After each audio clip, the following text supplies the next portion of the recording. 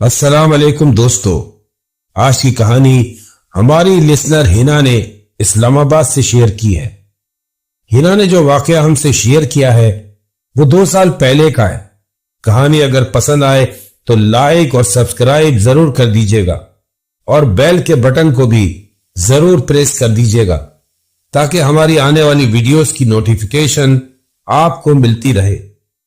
آئیے کہانی کو ہینا کی زبانی ہی سنتے ہیں۔ میں اسلام آباد F6 کی رہائشی ہوں۔ میں اسی شہر میں پیدا ہوئی، تعلیم حاصل کی اور شادی ہو کر بھی اسی علاقے میں گئی۔ سمیر کا گھرانہ بھی ہماری طرح یہاں کے پرانے رہائشیوں میں سے تھا۔ جان پہچان اور اچھی سلام دعا تو تھی ہی کہ اچانک ہی ان کا رشتہ میرے لیے آ گیا۔ میری اور میرے بھائی زہیب کی شادی ساتھ ہی ہوئی۔ میں اپنے گھر سے رخصت ہو کر سمیر کے گھر آ گئی اور میرے ماموں کی بیٹی مریم میری بھابھی بن کر ہمارے گھر آ گئی۔ زندگی بہت خوبصورت ہو گئی تھی۔ سمیر بہت اچھے ہمسفر ثابت ہوئے۔ وہ گھومنے پھرنے کے بے حد شوقین تھے۔ نئی شادی، آئے دن گھومنا پھرنا، دعوتیں، بیشتر دعوتوں میں زہیب اور مریم بھی انوائٹڈ ہوتے تھے۔ سمیر کی تو میری فیملی سے بہت اچھی باؤنڈنگ ہو گئی تھی۔ ہماری شادی کو سال تو دیکھتے ہی دیکھتے گزر گیا۔ پہلی یونیورسٹی قریب آ رہی تھی۔ ایک دن بس سمیر نے اچانک ہی پلان بنا ڈالا کہ ہم چاروں بائی روڈ سوات اور چترال گھومنے چلے۔ ہم نے ناردن کافی علاقے دیکھے ہوئے ہیں۔ میں خود کئی بار سوات جا چکی ہوں۔ ہاں، میں نے چترال نہیں دیکھا تھا۔ زہیب بھی سمیر کے کہنے سے تیار ہو گیا۔ سمیر تو بہت ایکسائٹڈ تھے۔ وہ بتا رہے تھے کہ چترال میں بہت سی گھومنے کی جگہ ہے، بلکہ وہاں پر جون یا جولائی میں شندور پولو فیسٹیول بھی ہوتا ہے، جو چترال اور گلگت کے درمیان شندور کے مقام پر ہوتا ہے۔ یہ دنیا کا سب سے بلند پولو گراؤنڈ ہے، جو 12,200 فٹ کی بلندی پر ہے۔ ہمیں تو کھیلوں میں کچھ دلچسپی نہ تھی، ویسے بھی ابھی تو نومبر چل رہا تھا، لیکن سمیر نے ہمیں کافی سارا چترال کی باتیں بتا کر ہی گھما دیا تھا۔ ان کو سیاحت کا بڑا شوق تھا اور کافی معلومات بھی تھی۔ خیر، 4 دن بعد سفر پر نکلنا طے ہوا۔ 13 نومبر اسلام آباد کی سرد صبح تھی۔ دھند نے مارگلا کی پہاڑیوں کو اپنی آغوش میں لے رکھا تھا۔ ہمارے سفر کا آغاز ہوا۔ ہم اسلام آباد سے جی ٹی روڈ کے ذریعے ہری پور گئے اور پھر شاہراہ قراقرم پہنچ کر وہاں سے حویلیاں۔ یہ روٹ سمیر نے طے کیا تھا۔ انہوں نے بتایا رش کے باعث یہ تھوڑا زیادہ ٹائم لے گا، لیکن راستے دلکش قدرتی مناظر سے بھرپور ہے، اور واقعی ایسا ہی تھا۔ یہ علاقے قدرتی حسن سے مالا مال ہے۔ شمالی علاقہ جات کی طرف سفر کرنے والوں کے لیے حویلیاں اہم گزرگاہ ہے۔ زیادہ تر سیاح یہاں مختصر قیام کرتے ہیں۔ ہم بھی اسی لیے حویلیاں کی طرف ہی نکلے۔ سمیر کو تو ہر طرح کی معلومات اور تجربہ تھا۔ وہاں کے ہوٹل سے لذیذ کباب پراٹھے، چائے ناشتے سے لطف اندوز ہوئے، اور پھر ایک خوبصورت اور چیلنجنگ سفر کا آغاز ہوا۔ ہم شاہراہ قراقرم کے ذریعے بشام کی طرف جا رہے تھے۔ وہاں ہمارا ہوٹل بک تھا۔ بشام تک جانے کا راستہ شاہراہ قراقرم میں سے گزرتا ہے۔ یہ شاہراہ جو پہاڑوں کے درمیان دریا سندھ کے ساتھ ساتھ چلتی ہے۔ ابھی بھی ڈرائیو سمیر ہی کر رہے تھے۔ سمیر تو ان راستوں پر کئی بار آ چکے تھے۔ میں اور مریم ویڈیوز اور پکچرز بنانے میں لگے تھے۔ سفر جاری تھا اور بہت اچھا گزر رہا تھا۔ ہم 2 مقامات پر رکے بھی تھے۔ ابھی بھی ہمارے بشام پہنچنے میں 1.5-2 گھنٹے اور تھے۔ اب رات ہو گئی تھی۔ ابھی تک کا راستہ ڈبل روڈ چل رہا تھا۔ دریا سندھ کا شور، ساتھ سفر کرتا پانی کا بہاؤ، کہیں پرسکون اور کہیں چٹانوں سے ٹکرا کر سفید جھاگ پیدا کر رہا ہے۔ راستے میں چھوٹے چھوٹے دیہات بھی دکھائی دے رہے تھے۔ اب رات ہو رہی تھی۔ سمیر بھی 2.5 سال بعد ان راستوں پر گاڑی چلا رہے تھے۔ 1.5 سال پہلے وہ اپنے دوستوں کے ساتھ یہاں آئے تھے اور اس سے پہلے ہر سال آتے تھے۔ اب جو راستہ شروع ہوا یہ راستہ گھماؤ دار اور سنگلاخ سڑک پر مشتمل تھا۔ منظر بدل گئے۔ جو دلکش مناظر ہمیں فیسینیٹ کر رہے تھے اب وہی پہاڑی منظر اور روڈ ہیبت ناک منظر پیش کر رہے تھے۔ میں تو ویسے ہی ڈرپوک ہوں۔ مہر تھوڑی دیر بعد سہمی سی نظر باہر کے منظر پر ڈال رہی تھی۔ میرے مقابلے میں مریم نڈر اور تیز ہے۔ وہ عادتاً بالکل میرے شوہر سمیر کی طرح تھی۔ اس نے میرے ایسا دیکھنا نوٹ کر لیا۔ وہ جانتی بھی تھی کہ میں ڈر جاتی ہوں اور پھر جان بوجھ کر اس نے ڈراؤنے بھوتیا قصے سنانے شروع کر دیے کہ پہاڑوں میں کیا ہولناک واقع ہوئے ہیں۔ سمیر اور زہیر دونوں ہی دلچسپی سے مریم کے قصے سن رہے تھے۔ مجھے اس کا ایسا کرنا اچھا نہیں لگا۔ میں نے اس کو ٹوک بھی دیا، مریم ہم سفر پر ہیں، دعائیں پڑھو، کیا فالتو باتیں لے کر بیٹھی ہو؟ ارے تم تو بس ایسے ہی ڈرتی ہو، یہ جن بھوت سے کیا ڈرنا؟ مرر میں میری شکل دیکھ کر زہیب فوراً بولا، ہنا تم نانو کی بات سوچ رہی ہو؟ وہ تو ایسے ہی کہتی تھی کہ جنات آبادیوں سے دور پہاڑوں میں زیادہ ہوتے ہیں۔ میں تو دل ہی دل میں دعائیں پڑھ رہی تھی۔ مریم فوراً بولی، ہمیں تو نہ آبادی میں جن دکھے نہ پہاڑوں میں، کبھی تو دکھ ہی جائیں، ہم بھی تو دیکھیں جن کیسے ہوتے ہیں۔ اس کی بات پر میری شکل دیکھ کر زہیب نے ٹاپک بدل دیا۔ سمیر کا تو سارا دھیان ڈرائیونگ پر تھا۔ یہ روڈ بھی بہت پتھریلا اور تنگ سا تھا۔ کچھ ہی لمحوں بعد اچانک گاڑی کے نیچے کیا چیز آئی پتہ نہیں، لیکن ہم چاروں نے باقاعدہ محسوس کیا کہ گاڑی کے نیچے کچھ آیا ہے، اور پھر گاڑی جھٹکے کھا کر بند ہو گئی۔ یہ دونوں فوراً گاڑی کا دروازہ کھول کر اترے۔ دروازہ کھلتے ہی سرد ہوا کے جھونکے اندر آنے لگے۔ زہیب نے موبائل کی روشنی میں آگے پیچھے سب جگہ دیکھ لیا، لیکن کچھ بھی نہیں تھا۔ سمیر نے بڑی کوشش کی کہ گاڑی اسٹارٹ ہو جائے، لیکن اللہ جانے اس کو ہوا کیا تھا، گاڑی اسٹارٹ ہی ہو کر نہ دی۔ آدھا گھنٹہ ہو چکا تھا۔ جیکٹ اور گرم کپڑے پہنے ہونے کے باوجود گاڑی سے بار بار اترنے اور اس کو اسٹارٹ کرنے کے چکر میں زہیب کو چھینکے اور پھر وہ شروع ہو گیا۔ وہ تھوڑا سینسیٹیو بھی تھا۔ ٹھنڈ تو ہمیں بھی لگ رہی تھی۔ اتنی ٹھنڈ میں رات کے وقت ہمارا یہاں بیٹھے رہنا کسی طرح ٹھیک نہیں تھا۔ پہاڑی علاقہ تھا، آبادی تو نہیں تھی، کوئی جنگلی جانور بھی حملہ کر سکتا تھا۔ 3-4 گاڑیاں پاس سے گزری، لیکن کوئی رکا نہیں۔ اب تو کافی دیر ہو چلی تھی، کوئی سواری بھی نہیں گزر رہی تھی۔ میں واقعی بہت پریشان ہو رہی تھی۔ مریم کو تو اب بھی یہ سب ایڈونچر لگ رہا تھا۔ اب تو سمیر اور زہیب کی شکل پر بھی پریشانی تھی۔ ہم تو ایسے پھنسے تھے کہ نہ یہاں رک سکتے تھے نہ ہی آگے بڑھ سکتے تھے۔ زہیب اور سمیر تھک ہار کر واپس گاڑی میں آ کر بیٹھ گئے۔ زہیب کو تو بخار چڑھنا شروع ہو گیا۔ سمیر کی گاڑی بہت مینٹین تھی، خراب ہونے کی وجہ سمجھ نہیں آ رہی تھی۔ سمیر یہی کہہ رہے تھے، ہمارے ساتھ خواتین ہیں، ہمیں جلد از جلد معاملے کا حل نکالنا چاہیے۔ میں آپ لوگوں کو یہ بتاتی چلوں کہ میری اس بات کی تصدیق وہ لوگ بھی کریں گے جو پہاڑی علاقوں کی طرف سفر کر چکے ہیں۔ پہاڑوں کی وسعت رات میں مزید پراسرار ہو جاتی ہے۔ یہ راستے نہ صرف خوبصورت بلکہ وحشی بھی ہے۔ اس وقت ہم بے بس تھے، رات تو ابھی سرکنا شروع ہوئی تھی، تو وحشت کا یہ عالم تھا، اور گہری ہوگی تو نہ جانے اور کیا ہوگا۔ ہم گاڑی کی پارکنگ لائٹ جلا کر بیٹھے ہوئے تھے کہ شاید کوئی مدد آ جائے۔ زہیب کا بخار تیز ہوتا جا رہا تھا۔ جو میڈیسن ہمارے پاس تھی وہ ہم نے کھلا دی۔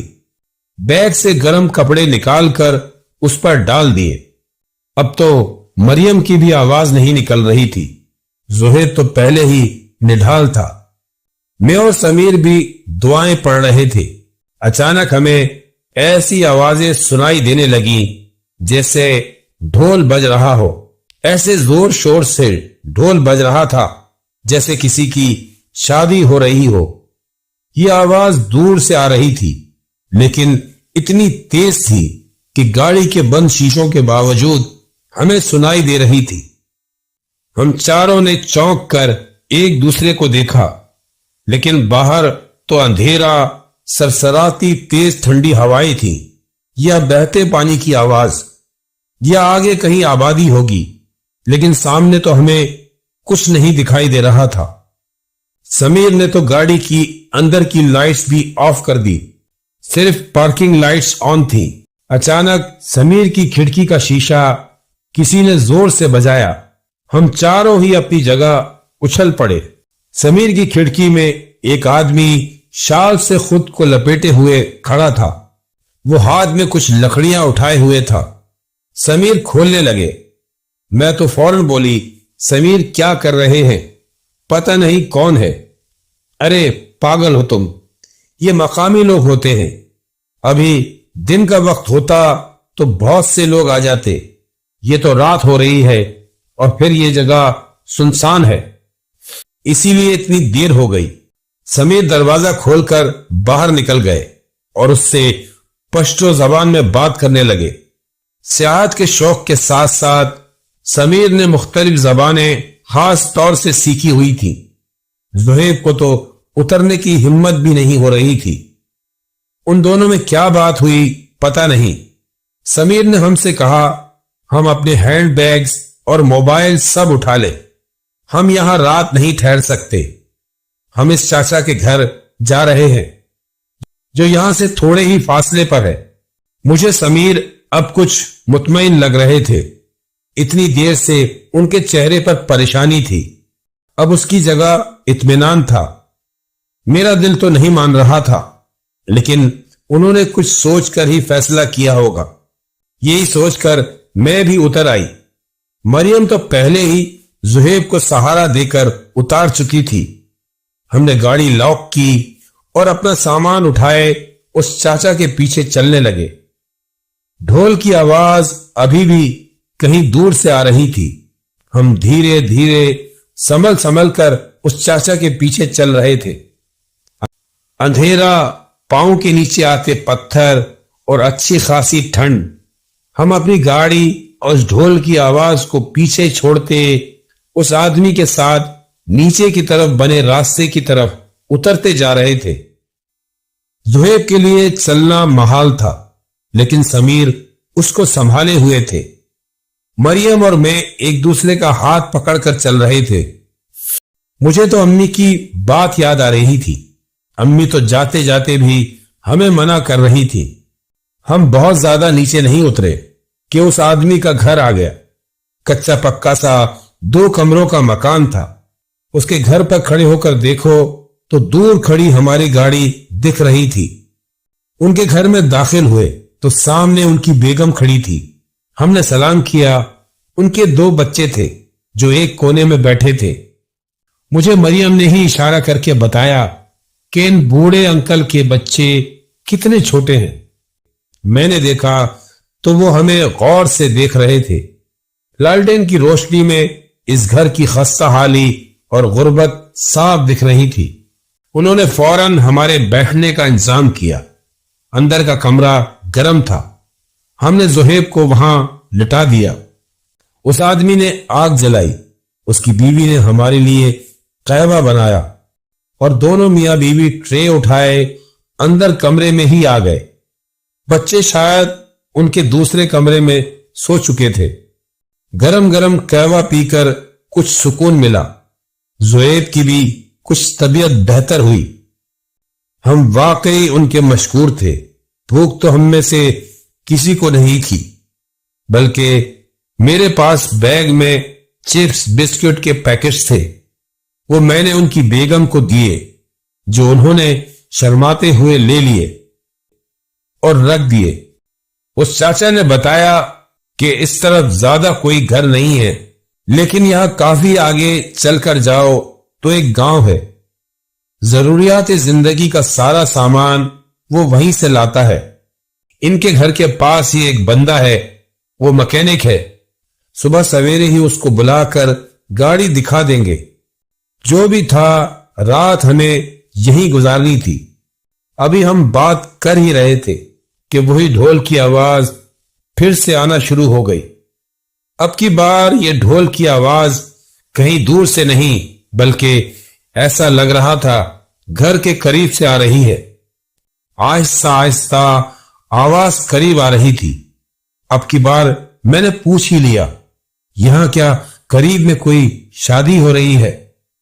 चाचा की बीवी बोली, नहीं, आप लोग कोई भी आवाज आए न उसकी तरफ ध्यान दें, न उसकी टो लें। क्यों? मरियम फौरन बोल पड़ी। अब की बार चाचा ने कहा, बीबी, ये पहाड़ी इलाका है, यहां के दिन और हैं और यहां की रातें और। हम यहीं पैदा हुए हैं। हमने यहां की रातों के बारे में बहुत कुछ सुना भी है और कभी तो देखा भी है। यहां अनदेखी मखलूकात है, हवाई चीजें हैं। सूरज डूबने के बाद वो मुतहरिक हो जाती हैं। जो लोग उनकी टो लें, उनका मजाक बनाएं या उनका पीछा करें, हमने तो यही देखा है कि वो यहां से वापस नहीं जा पाते।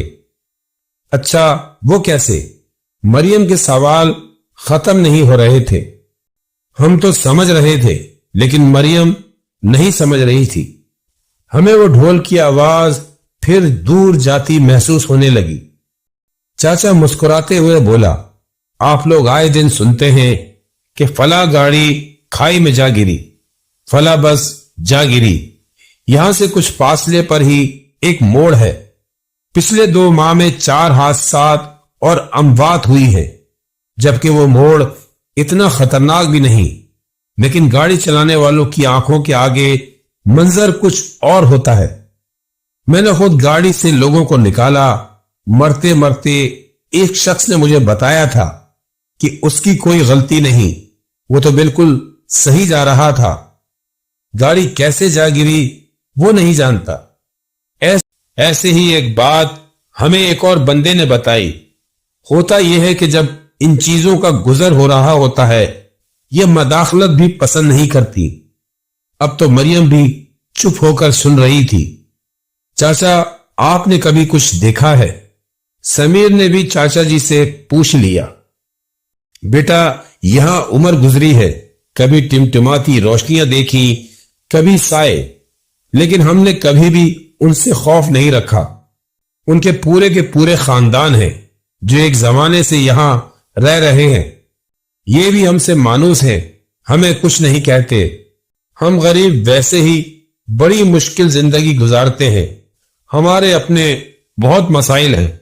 गर्मी सर्दी के मौसमों की सख्तियां, यहां की जिंदगी आसान नहीं। आप लोग तो बर्दाश्त भी नहीं कर सकते। क्या तो वो सही रहे थे। जुहैब की हालत तो हम देख ही रहे थे। अब तो मेरा जिस्म भी दुख रहा था।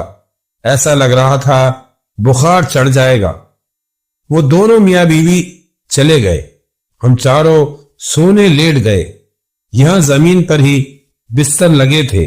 मैं और मरियम एक कोने में और जुहैब और समीर एक कोने में लेटे थे।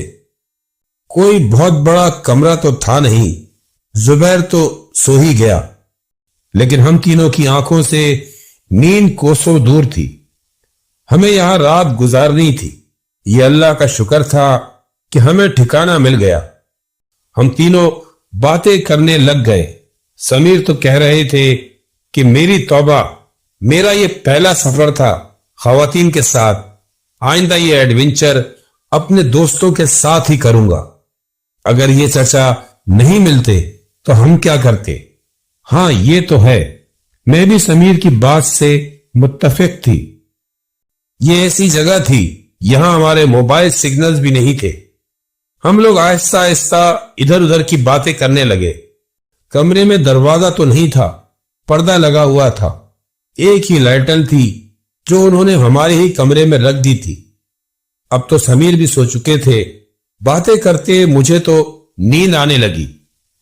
अपनी बात बोलते मरियम की नजर दरवाजे की तरफ पड़ी तो वो दोनों बच्चे हल्का सा पर्दा हटाकर अंदर झांक रहे थे। मरियम ने मुझे भी मुतवज्जा किया। हिना देखो, इनके बच्चे कितने बदतमीज हैं। मैं तो वैसे ही नींद में हो रही थी। मैंने बगैर देखे ही मरियम को कहा, तवज्जा नहीं दो, बच्चे हैं, तुम भी सो जाओ। और फिर मैं तो सो गई और अभी मुझे सोए थोड़ी देर ही गुजरी होगी। मरियम ने मुझे हिलाकर उठा दिया। हिना, हिना उठो। मैं भी उठ बैठी। क्या हुआ है मरियम?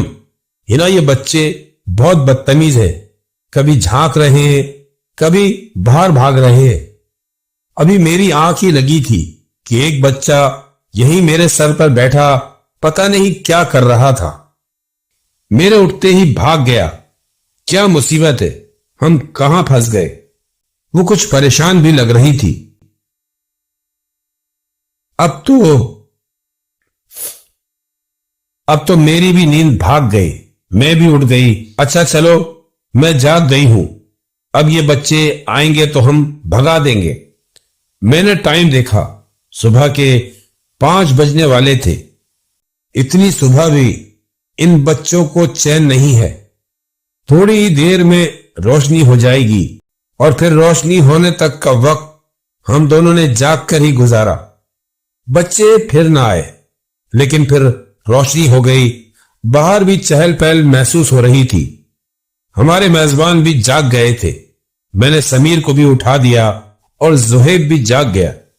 उसकी तबीयत भी ठीक थी, लेकिन अब हम दोनों निढाल थे।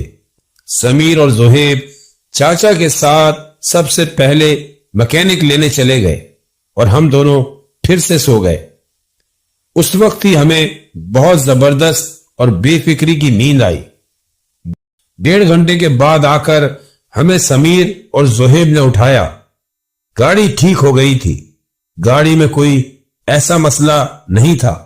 समीर भी हैरान थे, रात गाड़ी को क्या हुआ था। हम दोनों भी खुशी खुशी उठ बैठे। चाचा तो हमारे नाश्ते का इंतजाम करने जा रहा था, लेकिन हम उनको मजीद जहमत नहीं देना चाहते थे। नाश्ता तो खैर हम कहीं भी होटल से कर लेते। समीर ने उनको बड़ी मुश्किल से मना किया, लेकिन फिर भी उनकी बीवी कहवा और कुछ बिस्किट टाइप चीज हमारे लिए ले आई। निकलते निकलते मैंने पर्स से कुछ रकम निकाली कि बच्चों के हाथ में रख दूं।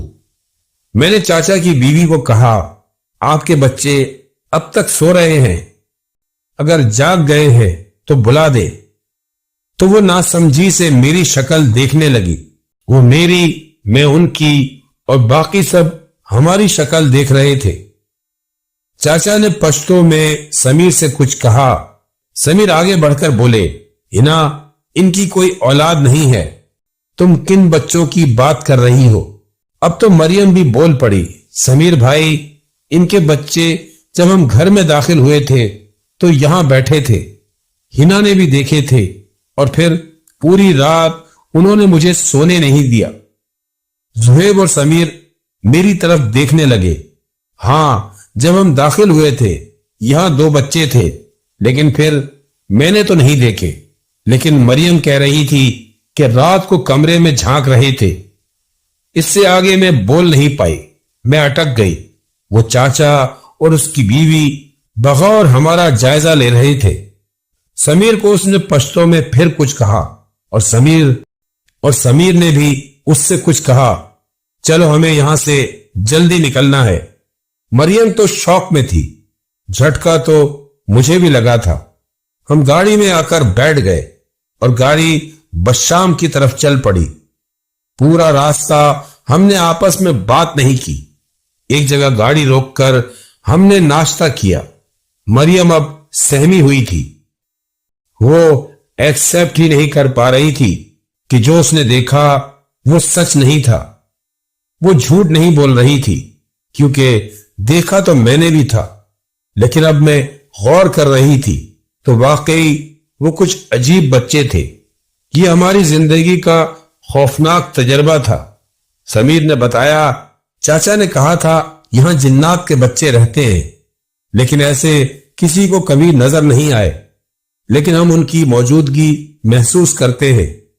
آپ لوگوں نے تو دیکھ بھی لیا، ویسے تو وہ نقصان نہیں پہنچائیں گے، لیکن بہتر یہ ہے کہ آپ لوگ جلد سے جلد یہاں سے نکل جائیں۔ اس واقعے کے بعد ہم بشام جا کر رکے۔ مریم نے اس کو بہت دماغ پر لیا۔ اس کی طبیعت دیکھ کر ہم دوسرے دن ہی واپسی کے لیے نکل گئے۔ یہ سفر ہماری زندگی کا ناقابل فراموش سفر تھا۔